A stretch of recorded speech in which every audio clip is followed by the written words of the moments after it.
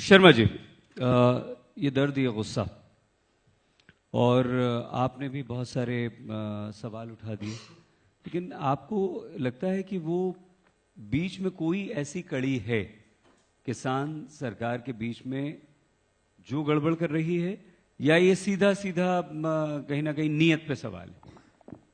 देखिए, हमें समझना पहले ये है कि जो इकोनॉमिक डिजाइन है, चाहे वो अमेरिका में है, चाहे यूरोप में है, चाहे वो भारत में जिसका पालन हो रहा है, वो डिजाइन ही यही कहता है कि एग्रीकल्चर को खत्म करना है। हमें ये समझना बहुत जरूरी है। आप देखिए, अमेरिका में किसान खत्म हो चुके हैं, हार्डली 2% से पॉपुलेशन से कम रह गए हैं। यूरोप में हर मिनट में एक किसान खेती छोड़कर जा रहा है, और भारत में और चाइना में या डेवलपिंग कंट्रीज में अब सारा जोर है। अभी आपको याद होगा, रघुराम राजन साहब भी खुद कहते थे कि सबसे बड़ा रिफॉर्म भारत में तब होगा जब हम खेती से लोगों को निकालकर शहर में ला सकते हैं, क्योंकि शहर में दिहाड़ी मजदूर की जरूरत है।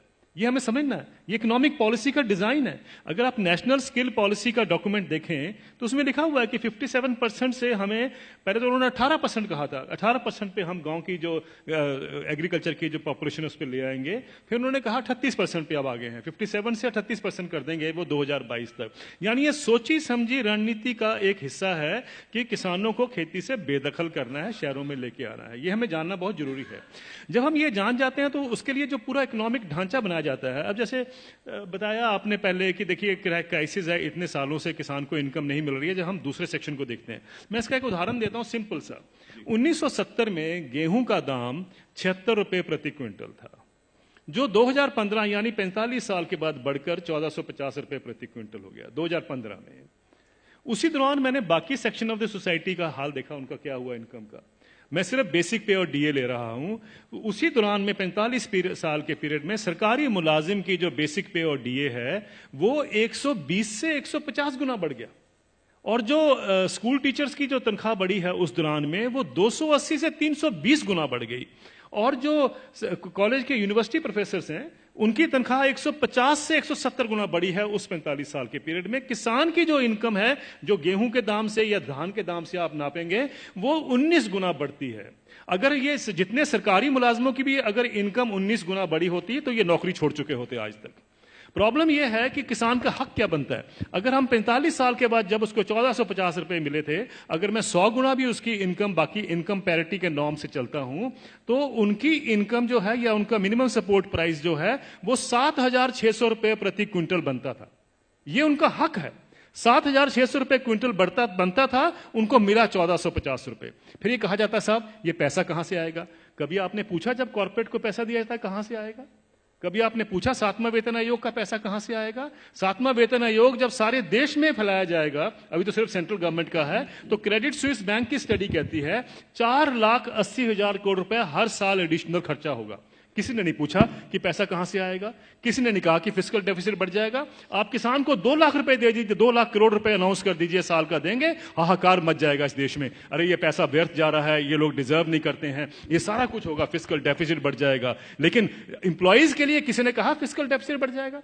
ये सारी इकोनॉमिक नीतियां हमें जानने की जरूरत है। ये किस तरीके से डिजाइन बनाया गया है कि किसान को हम गरीब का गरीब ही रखें, और ये पॉलिसी कितने दशकों से चलती आ रही है, सब सरकारें इसमें सम्मिलित हैं। अब आपका जो सवाल था कि ये क्या कारण है, इसका कोई बीच का रास्ता भी हो सकता है। बीच का रास्ता हम क्या ढूंढते हैं? मुझे एक छोटी सी बात बता दीजिए। जब आपका इनकम मिलती है, 7वां वेतन आयोग मिलता है या किसी को भी अपनी इनकम मिलती है, तो क्या कभी किसी ने सोचा है कभी किसान को कभी हाउस रेंट मिला हो, कभी एजुकेशन रेंट मिला हो, कभी हेल्थ अलाउंस मिला हो, कभी बच्चों के लिए मेडिकल अलाउंस मिला हो? किसानों को क्यों, ये क्या किसान नहीं क्या इस सोसाइटी में रहते हैं? सुप्रीम कोर्ट के जो ऑफिसर्स हैं उनको 21,000 रुपए कपड़ा धोने के लिए मिलता है हर साल का। डिफेंस वालों को 20,000 मिलता है हर साल का कपड़ा धोने के लिए, कपड़े धोने के लिए। और वो लड़ाई कर रहे हैं आजकल, डिफेंस वाले कह रहे हैं कि साहब सुप्रीम कोर्ट वालों को ज्यादा क्यों मिलता है, हम तो बॉर्डर पे रहते हैं। मेरा यह सवाल है, क्या किसान के पास कपड़े नहीं होते धोने को? कभी आपने सुना है कि किसान के कपड़े के लिए 20,000 रुपए भी कभी उसमें ऐड किया गया हो? मिनिमम सपोर्ट प्राइस में क्या करते हैं हम? जो उसकी लागत लगती है और फैमिली लेबर जो लगती है उसको जोड़ लेते हैं, बस यही। और अभी तो एम्प्लॉइज के लिए 108 अलाउंसेस भी होते हैं। अभी तो तनख्वाह और डीए के बाद 108 अलाउंस मिलते हैं। जिस भी सज्जन को 108 अलाउंस मिलते हैं उसको तनख्वाह की क्या जरूरत है, मुझे ये बता दीजिए। लेकिन अगर मिलते हैं तो मैं ये नहीं कहता कि नहीं मिलने चाहिए, लेकिन क्या किसान ने क्या गलत किया है कि उसको नहीं मिलते हैं? मैं ये कहना चाहता हूं, कभी किसान के एमएसपी में हाउस रेंट जोड़ा गया है, कभी उसका मेडिकल अलाउंस जोड़ा गया है, कभी उसके बच्चों के लिए एजुकेशन अलाउंस जोड़ा गया है? क्यों? क्या उसने बच्चे नहीं पालने हैं? हम ये क्यों मान के चलते हैं कि किसान तो हमारे देश के ऊपर बोझ है, इसके ऊपर हम दान कर रहे हैं? आप दान नहीं कर रहे हैं, आप उसको एक्सप्लॉइट कर रहे हैं, आप किसान को निचोड़ रहे हैं और उसी के साथ आपकी अर्थव्यवस्था चलती है। ये अर्थव्यवस्था के जब तक हम ढांचे को नहीं देखेंगे, हमें समझ नहीं आएगा कि किसान को मार इतने सालों से क्यों पड़ रही है।